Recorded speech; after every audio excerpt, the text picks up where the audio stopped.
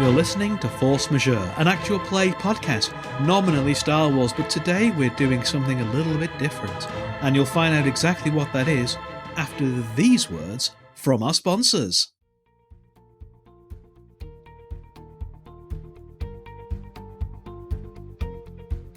Do you have a busy, hectic life? Do you keep forgetting to do vital things like feed yourself or pay your Smiley delivery subscription?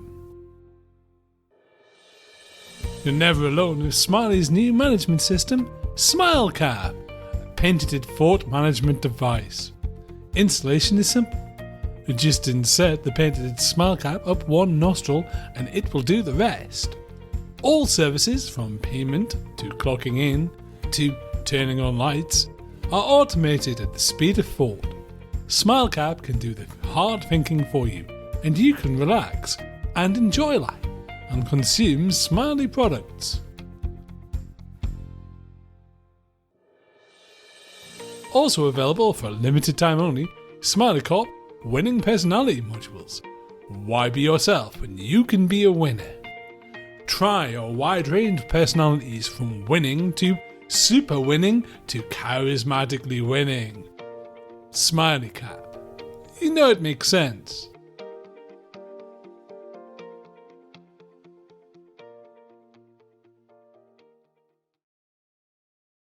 Hi, my name's Ed Fortune and I'm going to be your games master for this session.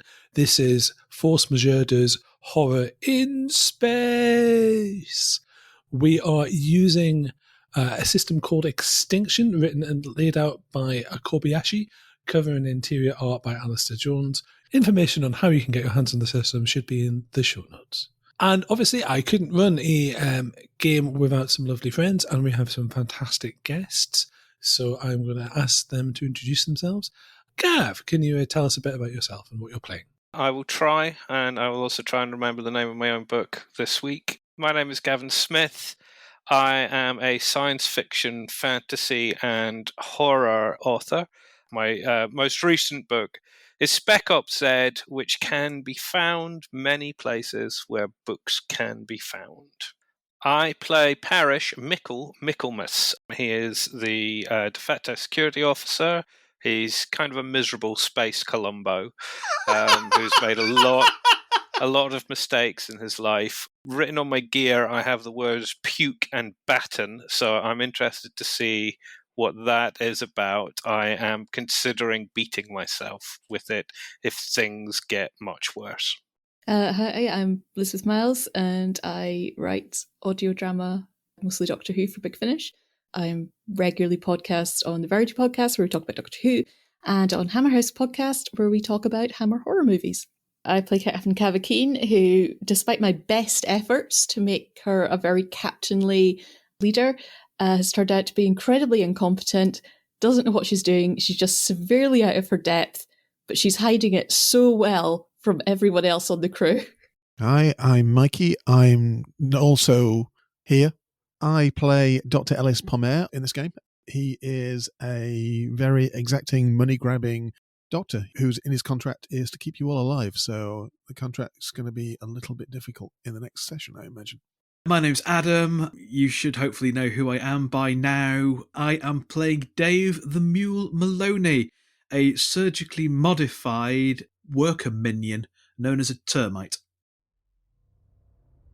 So, where we last left the crew of the Almir's Folly, they had realised that they didn't have any money and they were broke.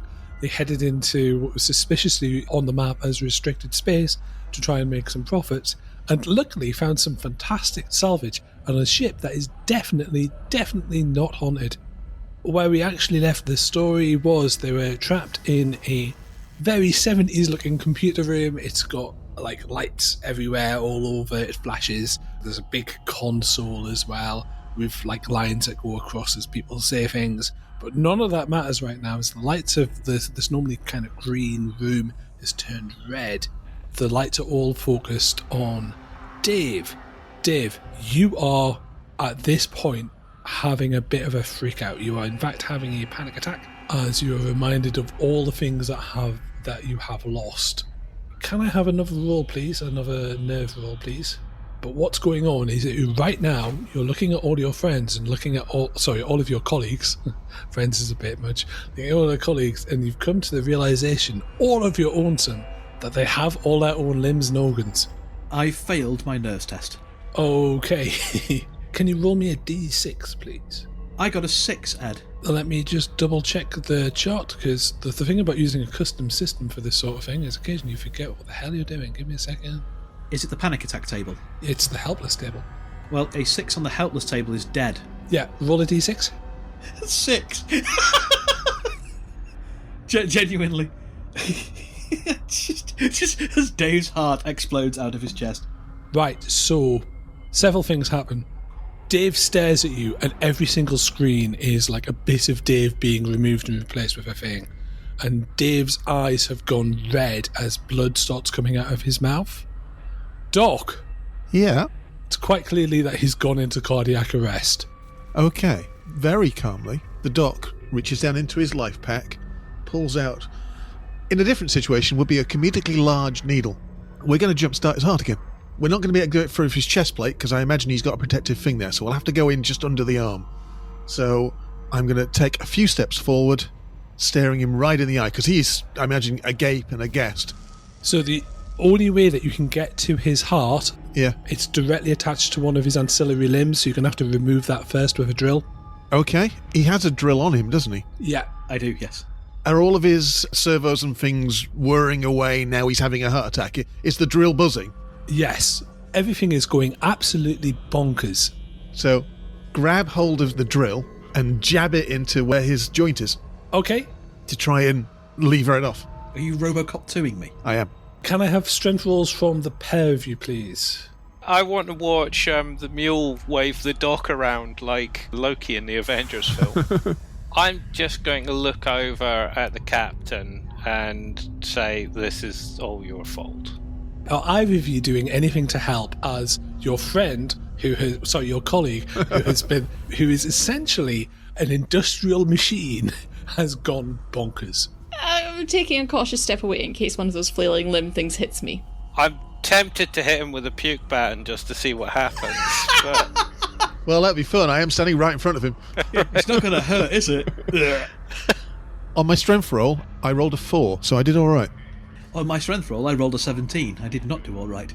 I failed by some way. If you permit me, I think what the doc does is essentially does a Darth Vader style pin. Yeah. He the doc is surprisingly strong, Adam. And then jabs a needle into his heart. Yeah, straight in. Into the central pump unit. Yeah.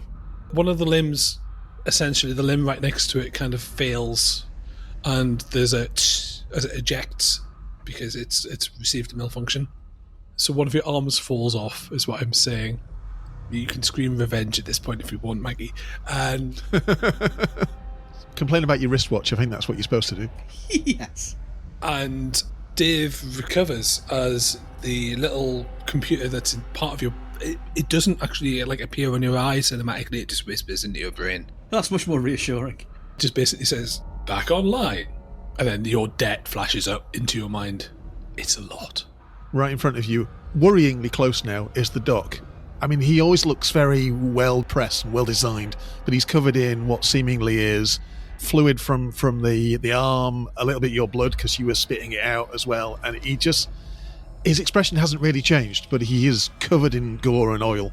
I'm terribly sorry. I appear to have had briefly a malfunction at the remembrance of all my various modificative surgeries, which I can see are continuing to replay on all of the monitors in this room. Oh yeah. Captain, if you don't mind, I'm going to go and stand and cry in the corridor outside. Thank you very much. I think the doors are closed. It's fine. I'll open them. And then, Ed, I'm going at the door with my mining drill in a panic. Okay. I'm going to step away from the door. Can we switch off these monitors? Is there a plug we can pull out? Can we just take a moment? There's no way that this computer could have had access to this footage. So where is it coming from? Mr. Termite's head? And how is it getting from Mr. Termite's head onto those video screens? Bluetooth? Right.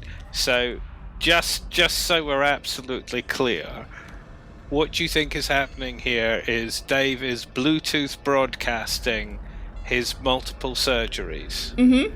Absolutely. All right. Seems legit. Ed, are these from his perspective then? Some of them are definitely from his perspective. Yeah. Some of them appear to be from medical cams. Right. Because obviously, as you know, all medical procedures are recorded for legal purposes. Yes.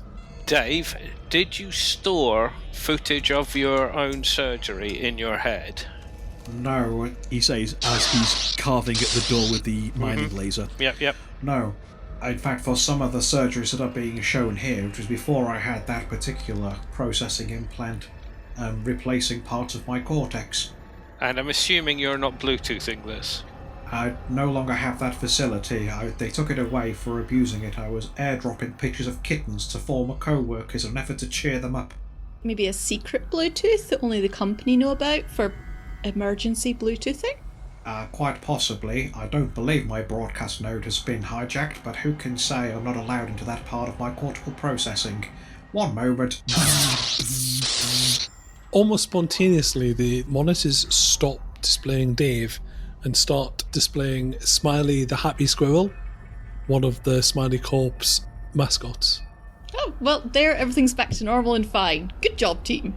Hi, I'm Smiley. Buy my stuff. Yay! Comforting Smiley the squirrel. Okay, so how are we doing on getting out of this room? And now Smiley's back, can we access these computers? Yeah, can I have a at advantage computer roll, please, from the captain? Yes. 1! I scored a 1! Woo! Critical hit. Okay, so what information are you trying to access? Everything. What's going on with this ship? What happened to the people on board this ship? Why is it a little bit weird in a way that's probably completely explainable in a very normal, non-terrifying way? Okay, so the ship's logs, their mission was to find resources.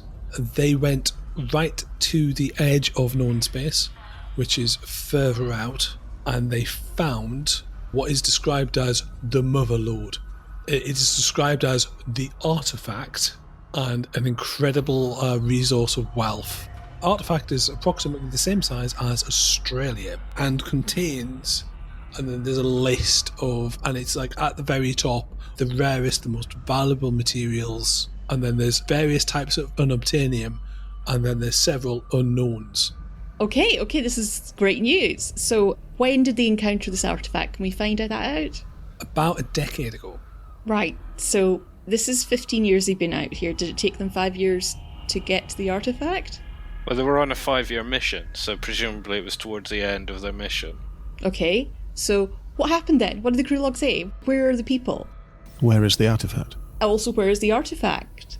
And also, how do we get something the size of Australia back to us? Because that sounds a bit big for us. So they had samples that are currently in the one of the habitation units, and they were examining the unknown chemicals that they had discovered. Okay. Captain, I think reporting this back to the Smiley Corporation would give us a substantial finder's fee, even if we didn't have the artifact itself. Yes.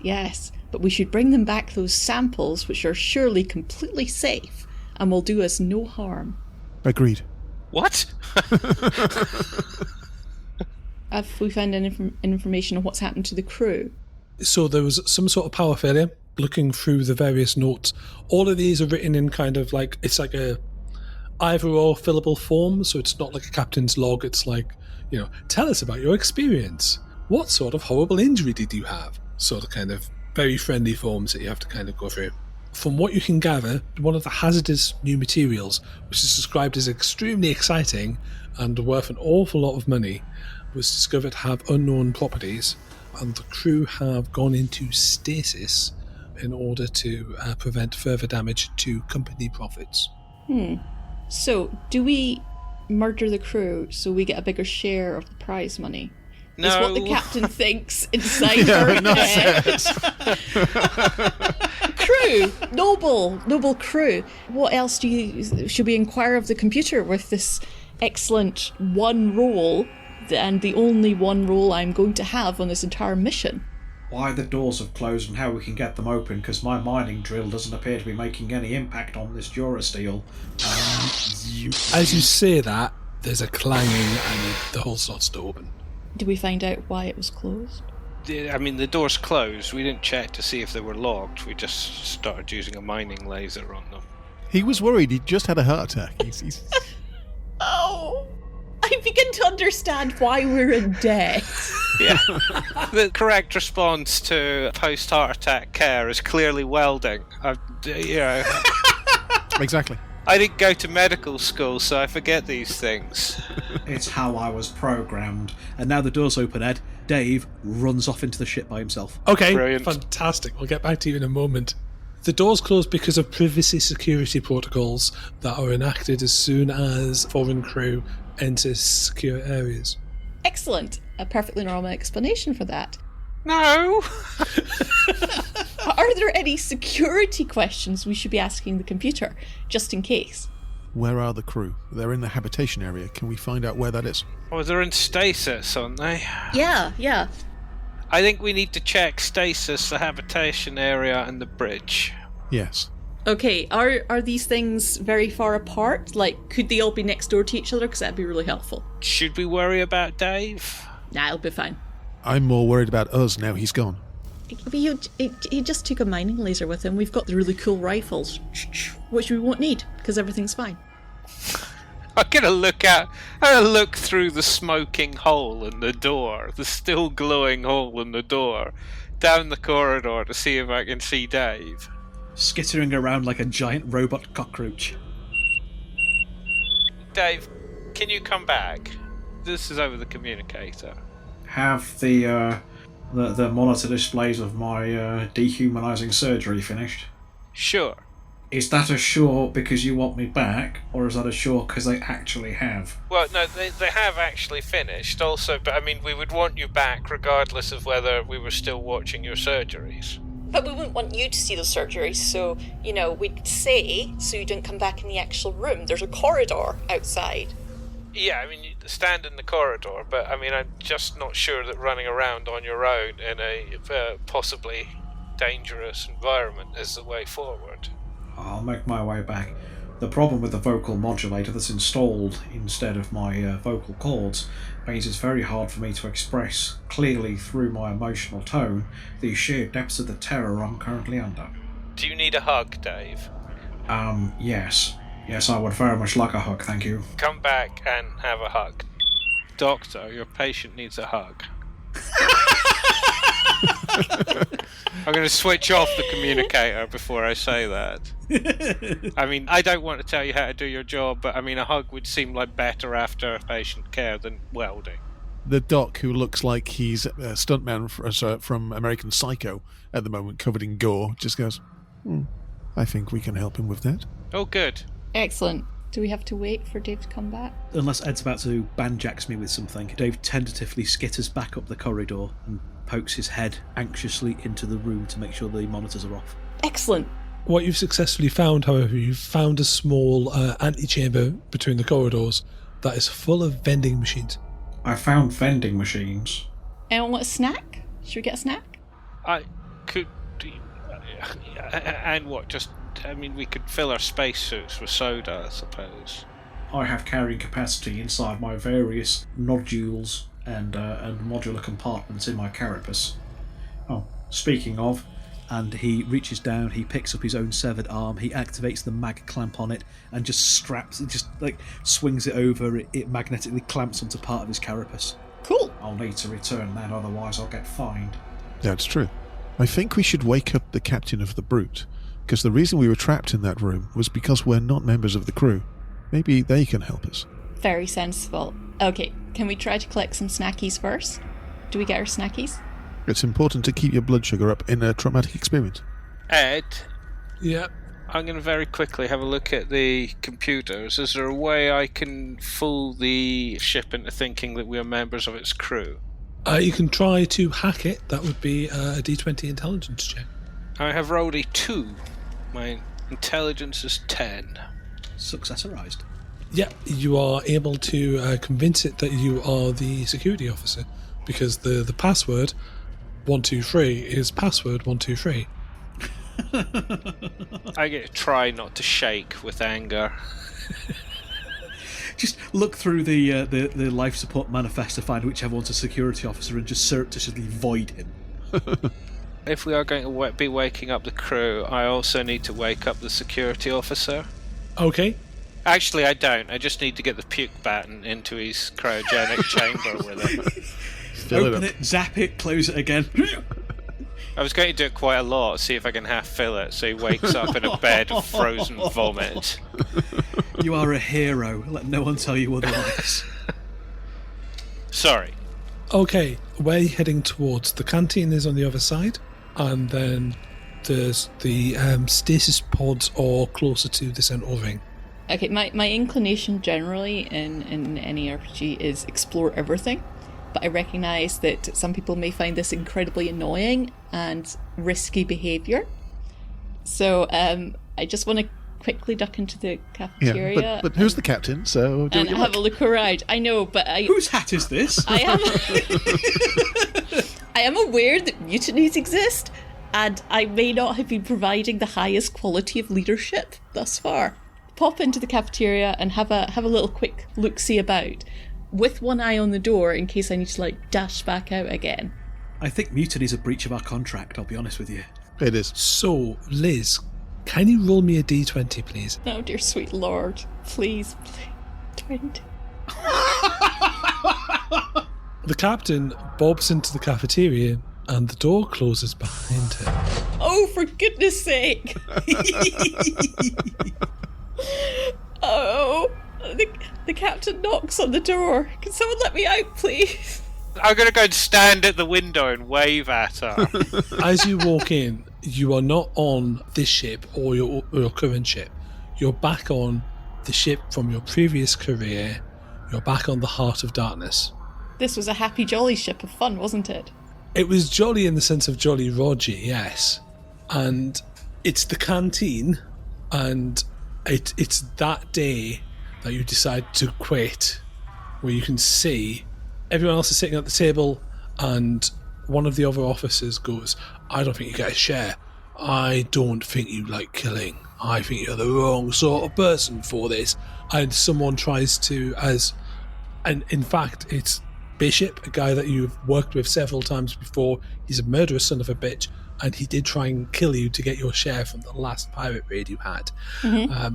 He's in front of you right now, and he's reaching for a gun. What do you do? I say, hi, buddy. How's it going? Oh, God. Do I still have my rifle? Yes, you do. I take a very, very subtle step backwards and lean back and raise my rifle. And then I shoot him first. A slightly less subtle raising of rifle. Can I get another d20 roll, please? Oh, for the love of God. Please. Please. Be kind.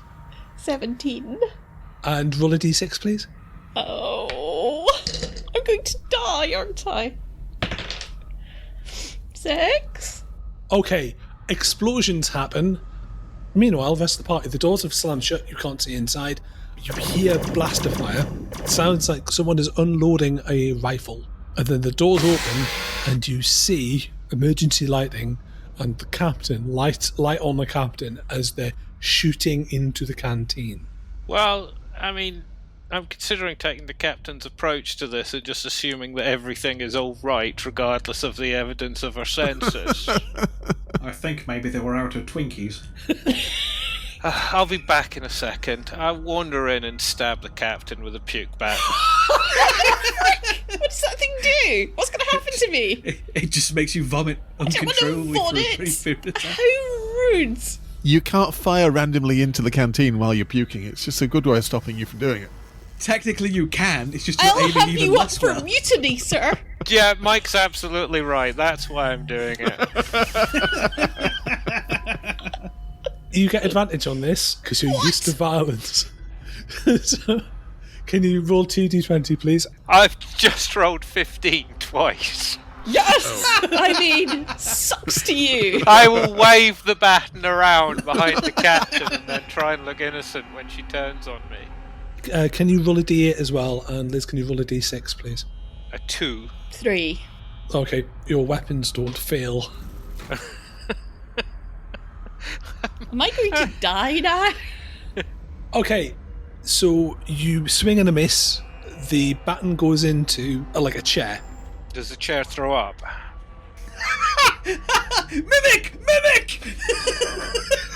It's funny you should mention, because what you see is, as you see the captain unloading a rifle, you swing, you miss, it goes into what you think is the chair, and then something stands up. Can I have a nerve check? Roll a d20, please. All of us? No, just the detective, please. Somewhat predictively, I've rolled a 19. Okay, roll a d6, please. 4. You throw up. You are throwing up uncontrollably yourself. I'm just stabbing myself with my own. Yes! You bastard. Revengy! What you've done is you've electrified a corpse that's gotten up and then essentially jumped onto you. Uh-huh. Huh. Has he fallen to the ground with the corpse on top of him, trapping the puke button in his own stomach? This is bad. No, please help. I hope you've learned a valuable lesson. I'm filling up the corpse's cavities with vomit. Oh! Oh, this is a family-friendly podcast, right? I mean, I think we're all right. I think we're good. So the illusion fades, and what you can see what you thought briefly was one of your crew members from your previous job defending you is in fact your security officer from your current job, and you're back on board the ship. You can see that you have riddled another body full of blaster shots. Mm-hmm. Well, gosh, that was a slightly confusing moment. Are these dudes still alive? Are they corpsey now, or are they still moving? I have a very important question. Yes. We were still wearing our spacesuits, weren't we? Uh-oh. You have what I can describe as a morons from outer space moment where you have thrown up inside your own space. Oh, at least that means I was protected then. So, hurrah! You have let yourself down in public. What are the doc and the mule doing? I think just standing by the door, watching this unfold and occasionally glancing at each other. Yeah. Should we help them? No? Right. Let's just... The doc, under his breath, is singing Smiley the Squirrel. It's seemingly stuck in his head now. And he's like, I think they're all right for the moment. I think that'll be the straw that breaks my particular camel's back. Mm-hmm. Would be that song. When I go, that's how I'm going. Yeah. I'm trying not to think too much about currently living in a person-sized cell of vomit. Is it possible to tell how the two corpses died before they were riddled with bullets? Yeah, we seem to be making a lot of intelligence checks, but make an intelligence check, please. 3. Oh, nice. Yes. One of them appears to have shot themselves. Understandable. And one of them appears to have something has happened, but it appears to be, you're not sure, like they're just dead, if you see what I mean. I'd guess you'd say maybe a heart attack or some other sort of maybe poisoning. Can we determine how long they've been dead for? You search the bodies and you find like their corporate devices, like their corporate ID, and they've been dead for at least 10 years. Does it have like the date of end of contract? Yeah. And it's just when they die? Yeah, you just have to clock in, clock out every day. I inquire of the doctor, so what kind of illness is it that has the body jerking around 10 years after it has officially deceased? Is there a name for that illness? Ed, before I answer that, did we see the bodies moving around? Nope. Well, some electrical current could do that, but they're very dead, Captain. They didn't move. There's... Wait, no, you didn't see the... They moved? You didn't see them moving? They did not move. Huh. Well, I feel there might be something going on very wrong with my eyesight then. There was a small malfunction with the rifle, but I think I fixed it. Yes. By emptying the magazine into the dead bodies. The magazine was stuck, so that was just getting the flow moving again, the bullet flow, and now I'm pretty sure it's fine. I didn't see the dead bodies there. Are there any other dead bodies in this room, or is it just 2 of them? How did you get your job? Nepotism? Okay. There are just 2 bodies in you search for corpses. I don't want to find any. Okay, so do we have any idea how many crew people are on the ship? So the scene in the canteen is what someone was having meatballs, because of course they were. Can we tell that after 15 years of... It's very well preserved. It's desiccated, but I wouldn't recommend eating it. But there's been nothing to nothing's eaten it for them. So yeah, meatballs on the plate, and yeah, there's definitely a rifle shot. You pull up the manifest because you have security access now through the detective, and it was a crew of 6. Oh, it's just 6. There's oh wait, no. Okay. So right. Okay, I consider very slowly that it's a pure coincidence, but these dudes died 10 years ago, and it was also 10 years ago that the ship discovered the artifact. I'm just saying it out loud, but I'm sure it's a coincidence. Yeah, everyone agreed? Excellent. Agreed. Yeah. Ed, I'm going to glance over at Mikkel, realise that he's sloshing a little bit, and take my helmet off. You fool. Yeah, no, there's atmosphere. You're fine. Yeah. Clip it to my belt. You don't know what's in that atmosphere. Because also that's how we check for a safe atmosphere. It wasn't Prometheus, it was the second one that they did that, didn't they? Yeah. But also, as we've learned from real life, Hawking's weird stuff is what scientists do, so, you know. Dave walks over to Mikkel and just presses the fluid release button, which lets all the vomit just start evacuating from the ankle port, like Talos, the Man of Bronze. Oh, nice. It'll repressurise in a moment, don't worry The about vomit was the real horror all along. No, not while we've still got gravity. That's true. I am going to click the internal cleaning mechanism as well. Okay, there's a small cheerful tune is played, and you are sprayed with strawberry scented cleaning liquid, and suddenly everything feels, less gross. It's like walking behind somebody who's vaping. Yes. It's still gross, it's just strawberry scented now. Yeah, there's nothing quite like the faint smell of strawberries and vomit. So yes, the crew manifest was 2 termites and 4 normal crew. And these seemingly are termites or normal crew? These are normal crew. Well, there's 2 more of my cast around here, plus presumably... Do the 2 corpses have any form of ID? We found their corporate ID, didn't we? Who are they? It is Captain Jax. The captain? Well, that's annoying. Yes.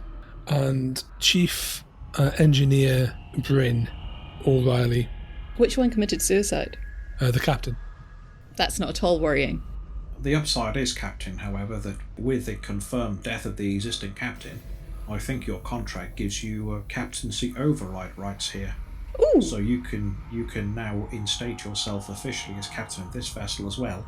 And hopefully avoid some of the security measures. I follow this excellent advice. Wait, well... You have a security concern, Mr. Security Chief? What's the issue? I have a concern. About security. What is it? This is an open forum. Please remember to respect your Commodore. Yes, Admiral. I'm going to be calling myself an Admiral. No, now. it would be no. Nope, I'm Admiral now. You will address me as Admiral, fellow people. Do you think that's likely? Yes. Very. Given the circumstances, you are one of the most optimistic people I think I've ever met. But Look, given the amount of respect I feel you have for me, I don't think it'll be a problem. Can I do that then? Can I go be captain of the ship too? There is a console in the canteen, similar to where you had your kind of desk with the various bits and pieces. You're familiar with the captain's console and you just registered. Yay! The card is compatible, it's the same system. So you just slot it in. I'm just looking at Dave with a kind of "what the F" expression on my face. I'm sorry, I'm still horrifically traumatised. Does everything go well here? The lights flash on and suddenly the lights are restored so it's normal, and then the voice of Bluto appears over the tannoy. Welcome, Captain Key. Hurrah! A ship needs to have a captain, you see. This ship now is under command from the Smiley Corporation. Excellent. Completing mission. And then there's a thromming sound. It's the distinct sound of engines starting up. Hurrah! We've fixed everything, team. Well done. I'm just staring at the captain. No. In utter fury.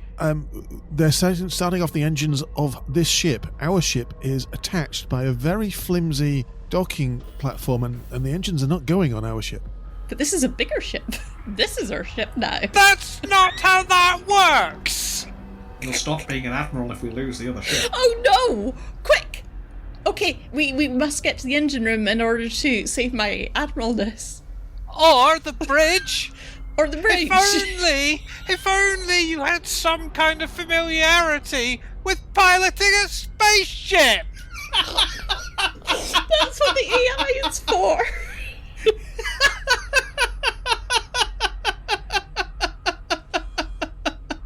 Get to the bridge and turn this ship off! There's a wrenching... Can everyone roll a d20 and tell me if they get under their dexterity, please? Oh, 3! It can't be any lower than that, can it? I'm on an 8, and I imagine that Dave is the lowest dex of everyone. And I made it, Ed, presumably because I dropped to 5 of my remaining 5 limbs. And Yeah, mine's a 10. Okay, so... I rolled a 2. If I was Dave, I would have failed, but I'm me, so I passed. Yes, so there's a wrenching moment as the ship then stabilizes, and you all get the general feeling that something expensive has just happened. Oh god. Can I access a computer and find out what just happened? You pull up the external camera, and indeed the flimsy docking unit has broken as you have pulled away at speed from your ship. Team, I have bad news and good news. The bad news is we might have lost contact with our former vessel. The good news is this is now our vessel. Let's go to the bridge before my security officer assassinates me. while we're doing that, Ed, I would like to check my implanted debt counter to see whether or not my debt has gone up or down, or if it's still being calibrated. So you've been charged your share for the damaged docking clamp. Oh. However, there is potential share, so its profits not yet activated, is like, it's, you know, all of you, big number. And is that counterbalanced by the debt from the loss of of our other ship? It's just the docking clamp you've been charged for, because currently your captain is in charge of 2 ships. Bluto, could you contact the Almir's Folly and have them follow us, please? Certainly. Contacting. Almir's Folly has been instructed to follow a ship. Almir's Folly is not as fast as we are. Could we perhaps go slower? No. We couldn't. Why not? Profits are priority. Profits are priority. Surely this is the captain's decision. I mean, it's fine. It just means we get there a little sooner. The Almir's Folly gets in a little bit behind us. No biggie. No one has to worry. We should get to the bridge, though, so we can establish what control we can over this ship. And yeah, that's pretty much it. Wait, can we disable it? Can we disable the thing that makes us go faster? The engines. Yes. We can, but I don't agree to that. I mean, I don't want to confuse you with technical jargon. Shut up! I meant the thing that stops them from going more slowly. We can still go, but we make sure we get our whole fleet home in one piece. I think you'd have to speak to the AI about that. Mr. AI, hello? Can I disable the thingy that makes us go at a minimum speed that's too fast? I have been commanded to approach the source of profit at maximum speed. By whom? By redacted. Can we countermand this order in order to get more profit at a slightly slower speed? Certainly. Reducing speed by 1. Is that good? Yeah. Is it the same speed as the other ship now? Almir Folly is following. Ship is still slower than this ship.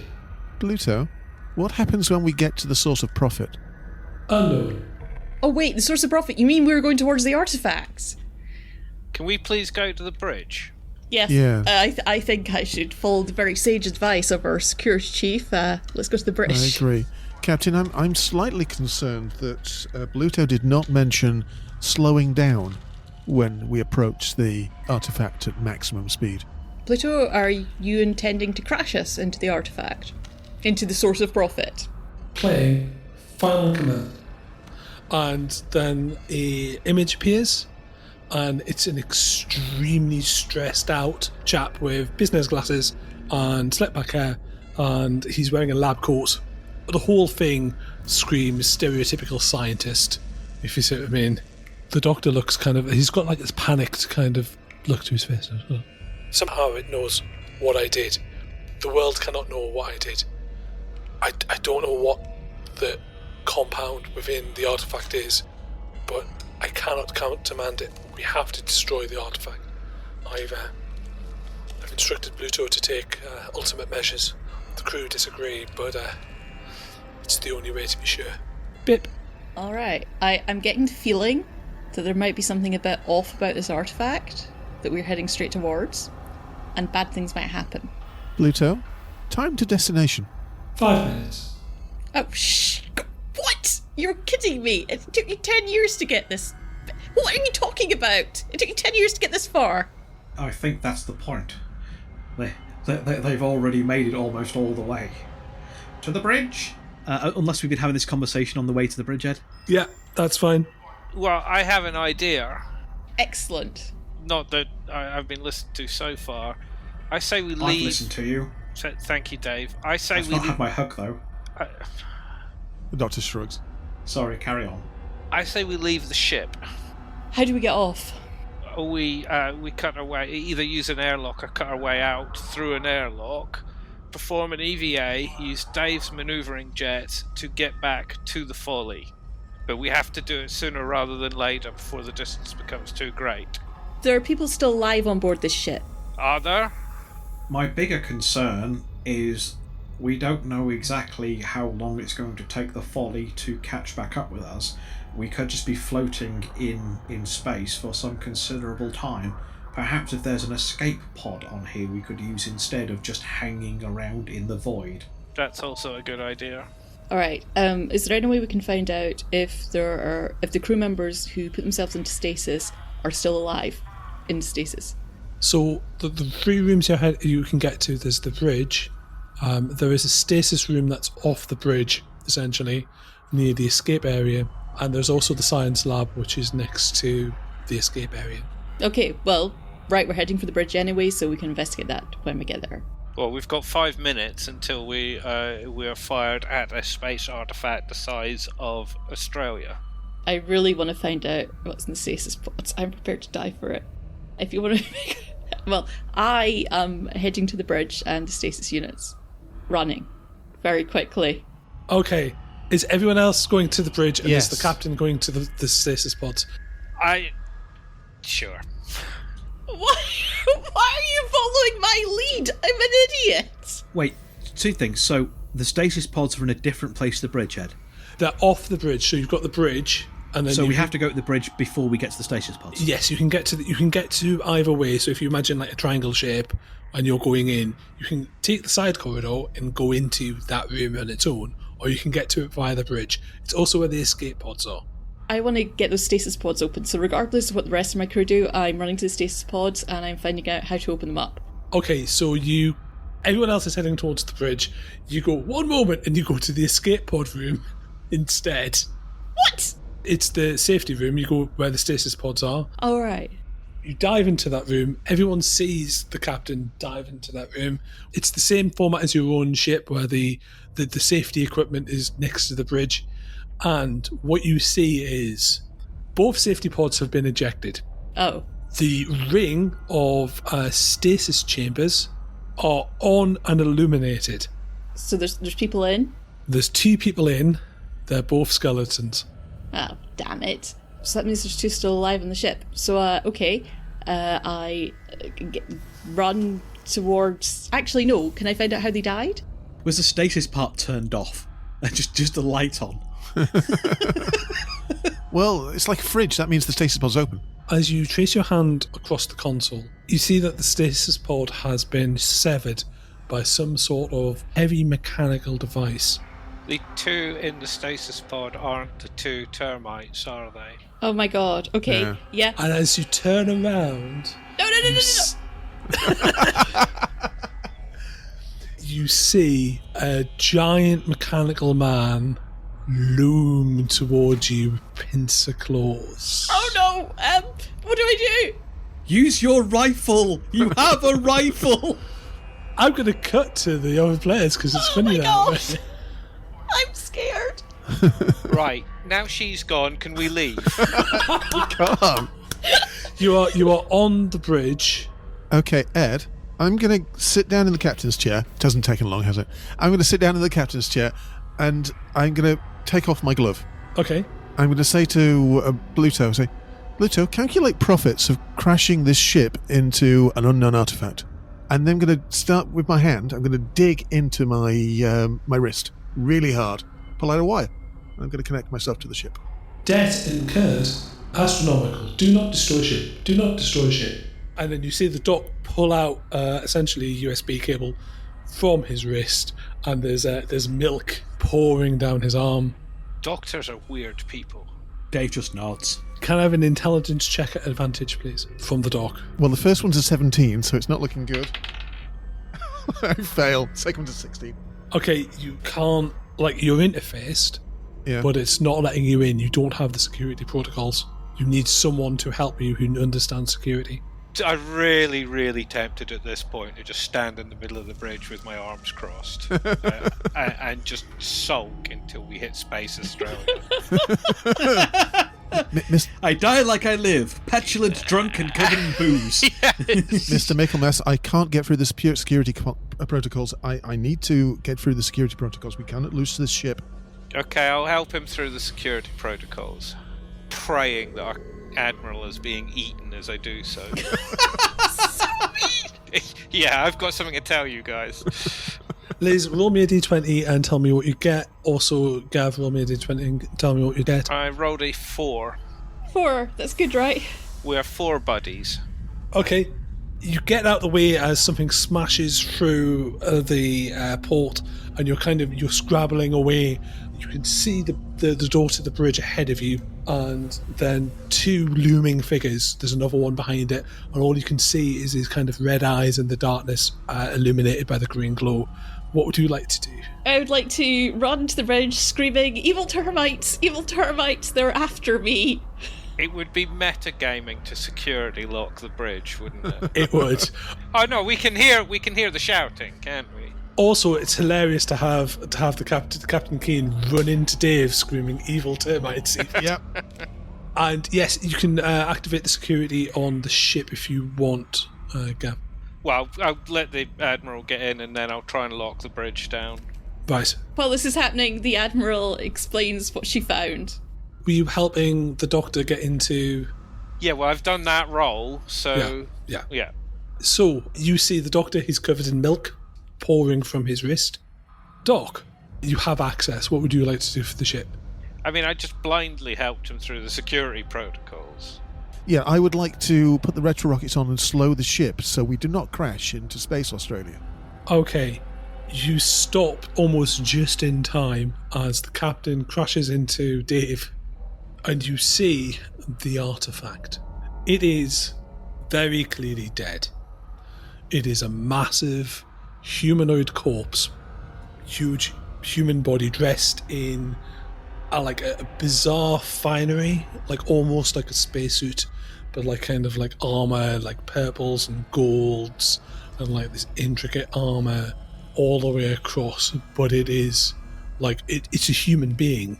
It's just massive, and it's just floating in space. You notice that its body is almost perfect except for the tip of one of its hands, its little finger. Has it got all its toes? You say its armour is purple? It's purple and gold and glittering with all sorts of precious materials. Ed, is this Galactus? It's not collectors. It's not collectors. Well, that's something you don't see every day. Can I have a nerve checks from everyone, please, as you see something that is completely out of context? 1! I got a 1 too! You got a 1 2, that's 12. I got a 5. I got a 3. Okay, you are not all driven insane. Yay! However, there are 2 termites on your bridge. that have Being driven insane. not only have they been driven insane, but they appear to have modifications. Mm-hmm. The lights flicker, the lights flicker, the lights flicker, and they go off. And then rushing in, you see the red-eyed termites coming in, and the captain, who is still right next to Dave, watches in horror as Dave's eyes go from the friendly green to a dark red. I'm terribly sorry, Captain, but I did ask for a hug. Oh! You didn't ask me for a hug. This is Mr. Security Officer's fault. He. Oh yes, this is definitely my You're fault. the one who suggested a hug, and now he's very upset about not getting one. There's a muzzle flash, and another muzzle flash, and another muzzle flash. And we see briefly the look of the Doctor's face as he rises up, and we see something smashing down, and then everything fades to black, all under the gaze of the eye of a dead god. And that's our show. I'm reasonably sure I shot myself. I would like to think that I escaped magically. You have consistently played ridiculously optimistic throughout, so sure, I think that would be within keeping that you actually thought that was what happened. Hurrah! Thank you everyone for listening, and I've been Ed Fortune, and if everyone would like to say goodbye. Bye. Bye. Bye. Bye-bye, and we'll see you next time.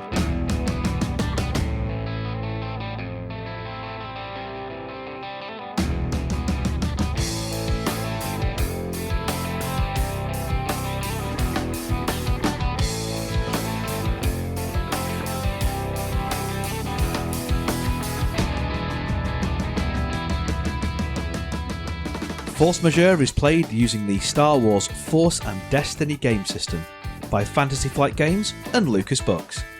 Our intro music for this season is Unholy Night by Kevin MacLeod, and our outro music remains Suburban Outlaw by Forget the Whale, both used with gratitude under the Creative Commons license. If you like the show and want to interact with us, we are on Twitter, we are on Facebook, we are on Instagram, all of which are at Force Majeure Pod, though Twitter is probably where you're going to find us more regularly. If you enjoy what we do and want to support the show, there's 3 ways you can do that. The first is via our Patreon at patreon.com/forcemajeurepod. The second is by buying us a coffee at ko-fi.com/forcemajeurepod. And the third way is by rating and reviewing us on iTunes, Google Play, Stitcher, anywhere where you can find us. We really like reviews. It tells us that we're telling the stories that you want to hear and helps other people find us. Thank you very much for listening. We'll see you next time.